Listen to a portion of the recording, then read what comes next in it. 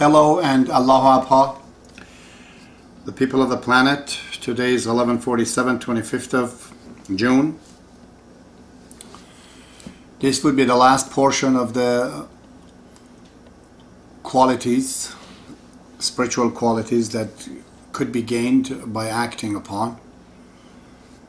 I've explained a few of them in the last two sessions. It's more like a dictionary because I have no time. There's no time to explain these things in detail. Also, there's no time to exactly classify it. I'll let you guys to do it in the future. And there's one more session to talk about the negative attributes tomorrow. And then we'll go, I guess, on the chapter 7 of this series. So tonight, first thing I'm talking about is the trustworthiness.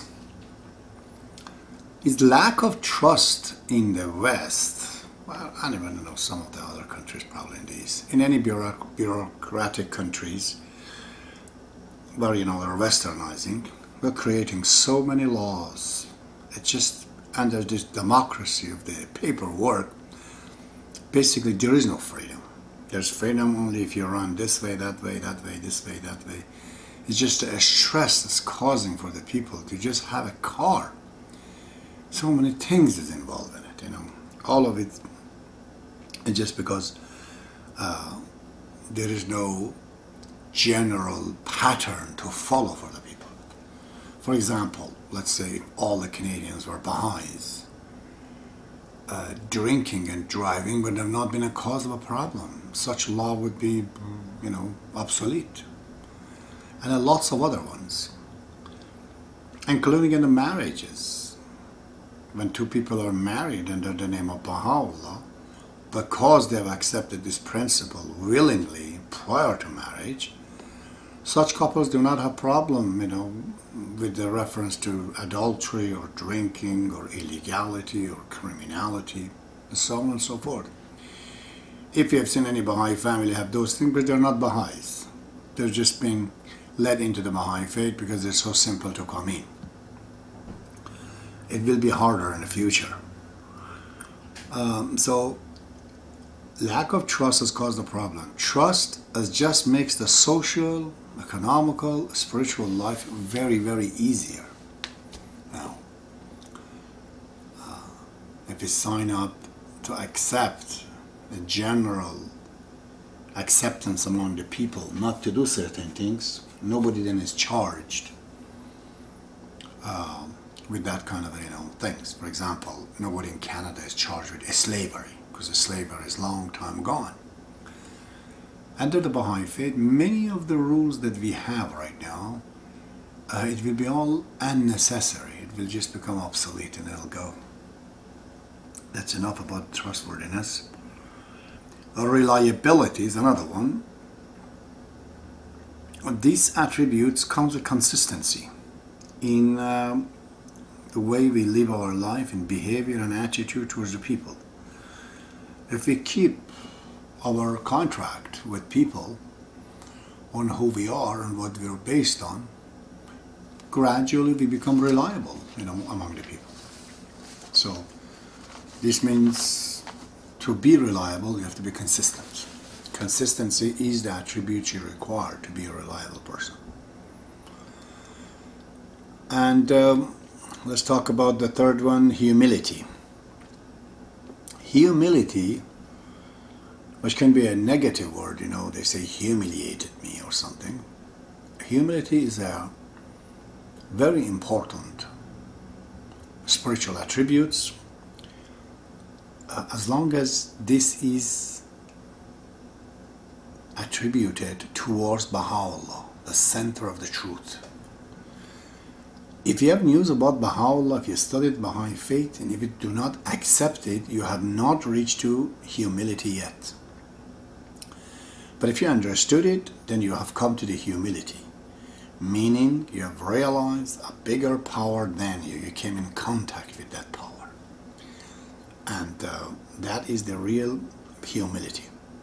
Otherwise, if we show humility towards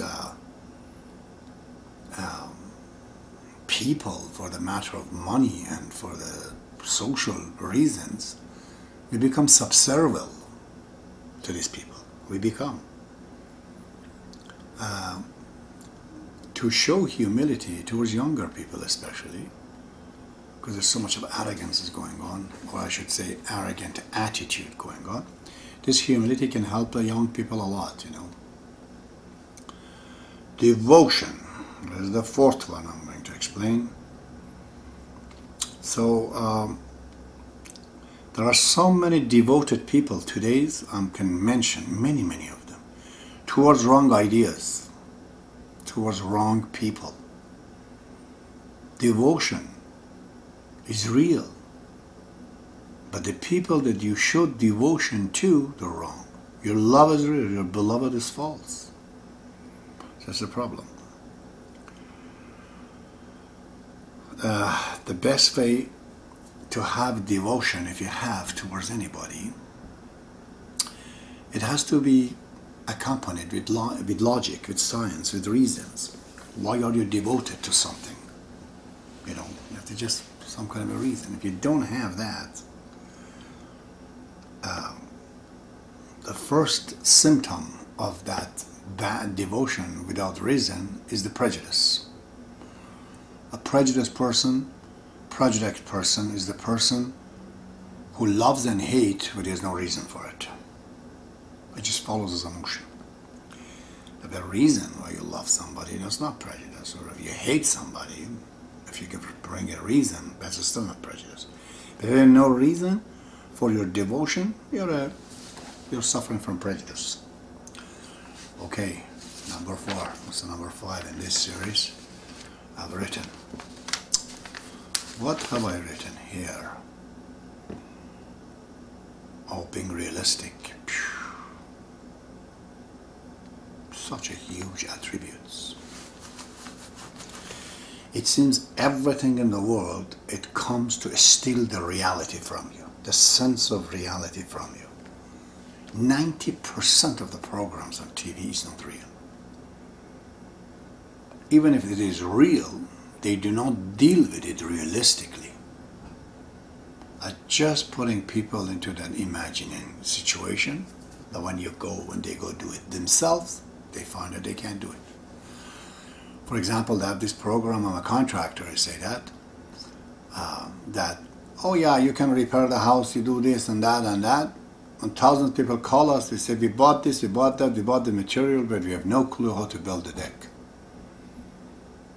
And when they were looking at the show, that showed that, you know, it sounds should be easy, but they started somewhere in the middle of the way, they can't do it. Because that is the way we are going right now. Everything is outside of reality. Even the reality is dealt with in imaginary fashions. So, Abdul Baha says, I've written here, that the religion is to be according to science and logic. Otherwise, it becomes mere imagination, even the religion of God. How many times I've talked to them, to the Baha'is even. They talk about their visions, their dreams, and this is the sign of that. It's just full of imagination. When Baha'ullah talks so much about the word fancy imagination he uses. And he says it is so bad, it's a crime almost, according to him, if you put people into the imagination things that are not real. As soon as you talk about reality, it's boring. You talk imaginary things, the things people cannot understand, they start to respect you. Isn't that amazing? But people are not realistic. That is what it is. I've suffered from that a lot of time from people, you know. Reality actually, to me, is the greatest science fiction ever there is. If you study physics and even biology, it's just an amazing show of reality. What science fiction can rival that? But people don't like to know that. We are suffering from imagination syndrome. That's what we have. We don't know Rick Hansen in Canada. We don't know Terry Fox. We don't know Tommy Douglas. But we know so many people that are nobodies to us, to humanity, to mankind. You know. a singer, a songwriter, who is just making money for himself, or a hockey player, is completely known by people. But those who created a revolution in Canada, and even in the world, they're not known. See? This is because we're not realistic. To be dealing with the subjects and the matter in a realistic way is so amazing. Prophets of God always have suffered that. Because they were marrying or doing this and that, now people couldn't accept. So this guy is so real.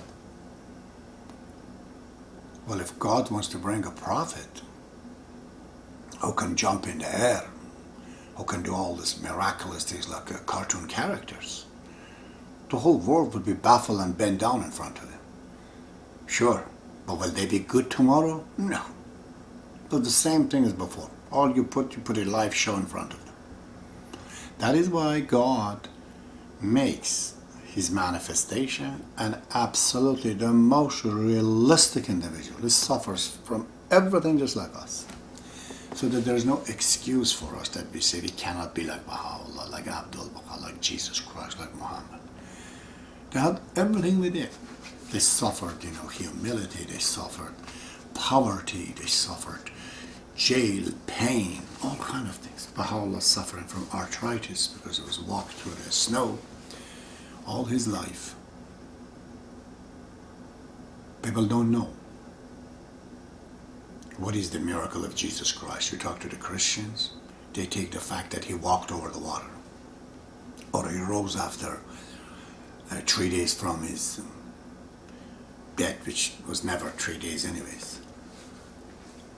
But if you tell him that, his miracle was that he actually forgave the prostitute and told her not to do that anymore. And the life of that woman changed. That's a miracle lots of people, they can't do. Not just changing her, but changing her from what she was doing in a bad spectrum into the highest spectrum of humanity. Changing Peter from who he was to who became. These are the miracle of Jesus Christ that we can't do, politicians can't do, none of these doctors, psychologists can't do. And then you want to feed people that, oh yeah, he walked over the water. What big deal is that? Every scientist today makes thousands of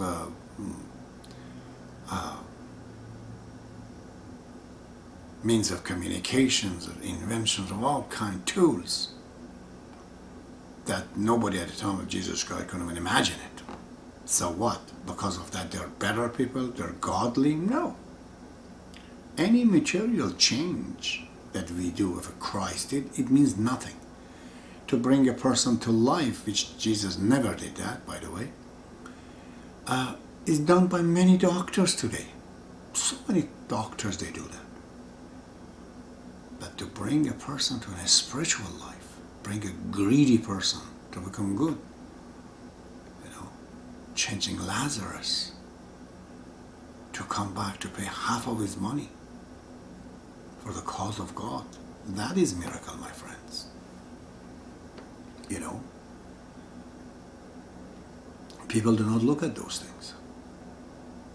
But miracle really is. So, to be realistic and deal with a matter scientifically, logically, or using the writings, that would be the most interesting. That makes the person absolutely on a straightforward asphalt road to God, instead of going to a bumpy road out of the mountain, which has a lot of nice trees and rocks and water and all seemingly very nice, but at the end of the day it won't get you anywhere. Enough is spoken about realistically. Let's talk about practicality. It's another great attribute. It's a quality.